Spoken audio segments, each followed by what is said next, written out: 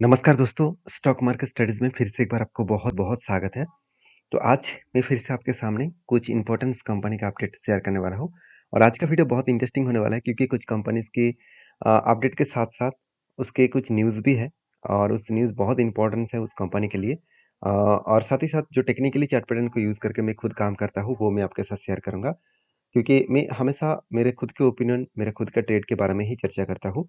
Please मेरे तरफ से कोई भी रिकमेंडेशन नहीं है। अगर आप सीखने के लिए आए हैं, तो हमेशा आपको वेलकम रहेगा और अगर आप ट्रेडिंग के पर्पज़ में आए हैं, मतलब आप टिप्स लेने के आए हैं, तो प्लीज़ आप सीखिए, सीख कर आप खुद के बैक टेस्टिंग करने के बाद ही काम करिए। तो चलो सबसे पहले देख लेते हैं कौन-सा कंपनी है जिसका नाम है मदारसन सुमी। देखिए मदारसन सुमी वायरिंग्स लिमिटेड आप सभी जानते हैं इंडिया के सबसे एक पॉपुलर ऑटो इंसिलरीज बनने जा रहा है क्योंकि देखिए इसका जो पेरेंट कंपनी है इसका नाम है समर्थना मदरसन इंटरनेशनल लिमिटेड। तो समर्थना मदरसन इंटरनेशनल लिमिटेड के कंपनीज को इस एमसुमी कंपनी को क्या क्या डीमर्ज किया गया। अभी इस कंपनी का मार्केट कैप कितना है 30,000 करोड़ और एक हाई ग्रोथेबल सिचुएशन है इस कंपनी का आगे बढ़ने का। क्यों? क्योंकि एक चीज नोटिस करना कंपनी इस इंडस्ट्रीज में वायरिंग जो इंडस्ट्रीज है उस वायरिंग इंडस्ट्रीज में 40% मार्केट शेयर इसी के पास है। तो एक बिग पॉजिटिव पॉइंट इस कंपनी के ऊपर देखने को मिल चुके हैं। अभी और भी एक डेटा मैं आपके साथ शेयर करूं तो आप ध्यान से इस चीज़ों को जरूर देखना।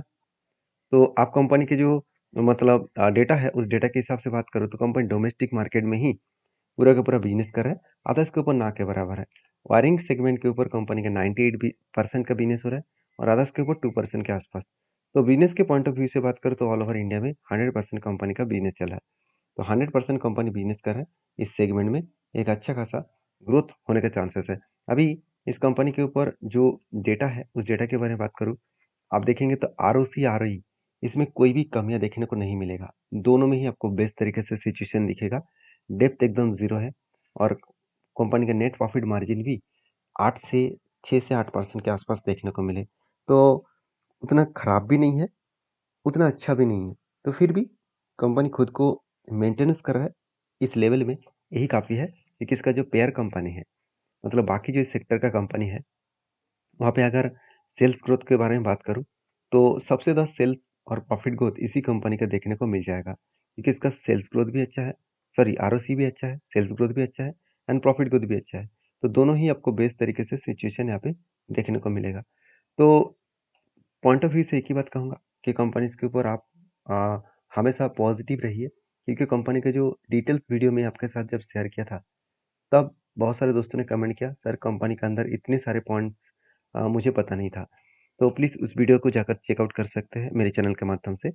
और फाइनली इस कंपनी के ऊपर जो एक अपडेट है वो अपडेट मैं आपके साथ शेयर करूँगा। तो आप देख सकते हैं India's EV policies unlikely to impact domestic players. मतलब ईवी जो मार्केट है उसका जो पॉलिसीज़ है उस पॉलिसीज़ के कारण ऑब्वियसली डोमेस्टिक मार्केट में एक ज़्यादा से ज़्यादा बुलिश सिचुएशन देखने को मिलेगा क्योंकि कुछ दिनों से आप देखेंगे तो ऑटो सेक्टर में एक बहुत तेज़ी देखने को मिला है। क्यों? क्योंकि ईवीज़ मार्केट बहुत तेज़ी से ग्रोथ हो रहा है और गवर्नमेंट भी ईवीज़ के ऊपर बहुत सारे नया-नया प्रोजेक्ट और नया-नया मतलब थिंकिंग रख रहा है जिसके चलते है ईवीज़ मार्केट बहुत तेज़ी से ग्रोथ होगा और ईवीज़ मार्केट जितना ग्रोथ होगा उतना इस एमसुमी का भी ग्रोथ होने वाला है।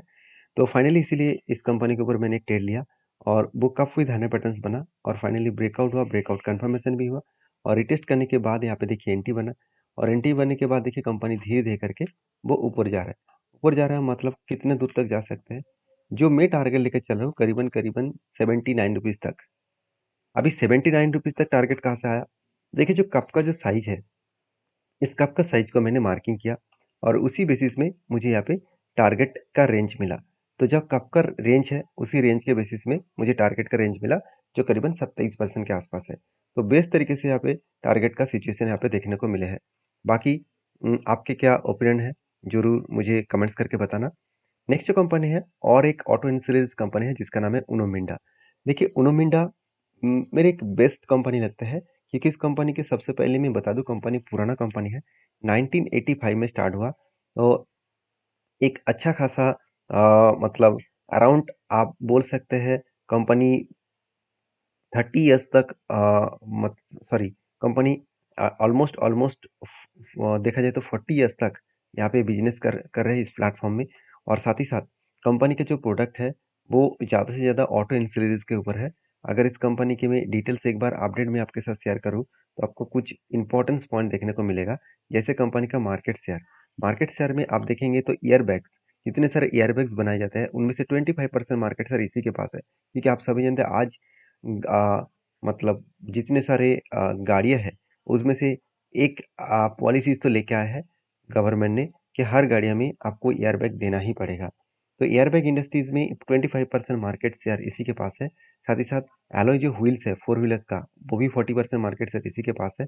ऑटोमोबाइल जो हॉर्न सेगमेंट है उसके ऊपर 50% मार्केट शेयर इसी के पास है। साथ ही साथ लाइट फॉर ऑटोमोबाइल सेगमेंट्स के ऊपर 20% मार्केट शेयर है। तो सोचिए कंपनी का बिजनेस किस तरीके से किस लेवल में फैला के रखा गया है, किस तरीके से सिचुएशन बनता हुआ देखने को मिला है।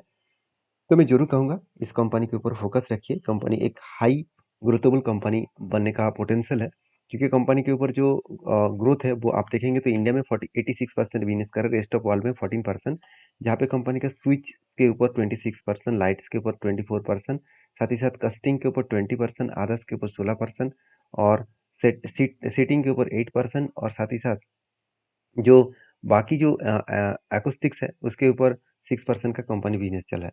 तो बिजनेस बहुत शानदार तरीके से ग्रोथ हो रहा है और बिजनेस टू व्हीलर इंडस्ट्रीज में जो काम हो रहा है उससे कई गुना ज़्यादा 50% फोर व्हीलर्स के ऊपर कंपनी काम करता है। 44% कंपनी का two wheeler and three wheeler के ऊपर काम हो रहा है। बाकी जो कमर्शियल जो गाड़ियाँ है कमर्शियल व्हीकल्स है उसके ऊपर 5% और ऑफ रोड गाड़ियाँ उसके ऊपर 2%। तो ओवरऑल जो कंपनी का बिजनेस है वो मैं आपके साथ शेयर किया हूँ। इस बिजनेस के पॉइंट ऑफ व्यू से देखा जाए तो कंपनी बहुत शानदार काम कर रहा है। जैसे कंपनी का क्वार्टर रिजल्ट देखेंगे तो आपको हर साल में कंपनी का सेल्स बढ़ता हुआ देखने को मिलेगा। एक अलग लेवल का सेल्स का ग्रोथ यहाँ पे देखने को मिले है और एक्सपेंस को भी कंपनी कंट्रोल में रखे, जिस बेसिस में कंपनी का नेट प्रॉफिट यहाँ पे भी तगड़ा नेट प्रॉफिट देखने को मिला। जैसे 137 करोड़, 118 करोड़, 174 करोड़ और 200 करोड़। एक अलग लेवल का बेस्ट तरीके से कंपनी का प्रॉफिटेबिलिटी ग्रोथ आपको देखने को मिला। बेस्ट तरीके से प्रॉफिटेबिलिटी यहाँ पे ग्रोथ देखने को मिला। तो एज ए इन्वेस्टर, प्रोमोटर से लेकर एफएसडीएस पब्लिक हर किसी के पास आपको इन्वेस्टमेंट देखने को मिल जाएगा। तो बेस्ट तरीके से यहाँ पे इन्वेस्टमेंट सिचुएशन देखने को मिला। तो मैं जरूर कहूँगा इस कंपनी के ऊपर प्लीज़ एक स्टडी जरूर करिएगा। एक इम्पोर्टेंस डेटा अपडेट भी मैं आपके साथ यहाँ पे शेयर करने वाला हूँ इस कंपनी के ऊपर। ध्यान से इस डेटा अपडेट को देखना कि इंडियंस का जो उनो मिंडा कंपनी है charges to record high. Obviously company लगातार हाई करते चले जा रहा है। और दूसरा पॉइंट ये भी है कि उनो मिंडा आप on EVs deal with the जो एनर्जी कंपनीज है, जो चार्ज एनर्जी कंपनी से उसके ऊपर ईवीज का बिग डील हुआ है कंपनी के साथ। तो ईवीज का जितना डील होगा उतना ही कंपनी का ग्रोथ बनने वाला है।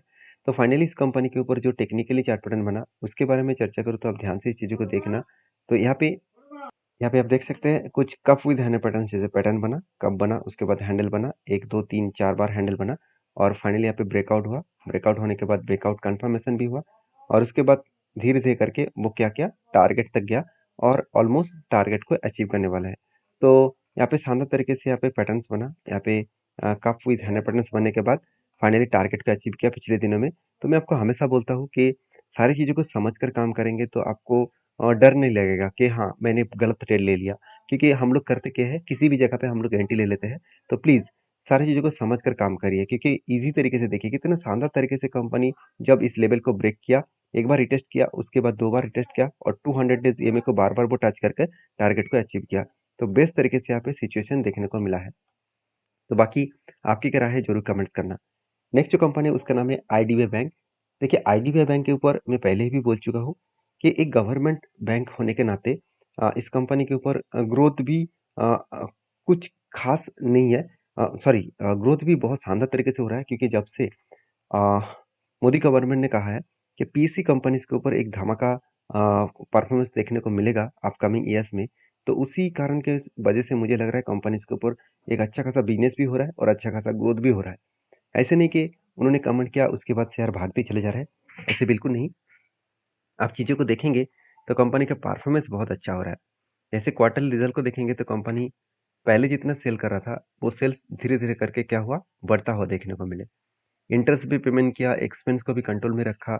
उसके बाद देखिए नेट प्रॉफिट 399 से 600, उसके बाद 900, उसके बाद 1500।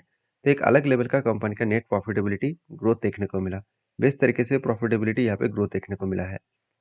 इसीलिए शायद इस कंपनी के ऊपर प्रोमोटर अभी तक माल बेचने के लिए तैयार नहीं है, क्योंकि प्रोमोटर का मतलब है एलआईसी और प्रेसिडेंट ऑफ इंडिया, दोनों ही गवर्नमेंट संस्थाएं इस कंपनी के ऊपर निवेश करके रखे हैं।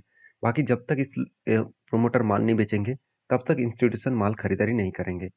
तो फाइनली इस कंपनी किस तरीके से रिटर्न दिया आप देखेंगे, तो कंपनी का जो टेक्निकली चार्ट पैटर्न बना, बहुत लंबा सा एक जर्नी बना। एक लंबा सा मतलब बहुत लंबा सा काफी धन पैटर्न से बना, और यहाँ पे कब बना, और उसके बाद यहाँ पे हैंडल भी क्रिएट हुआ।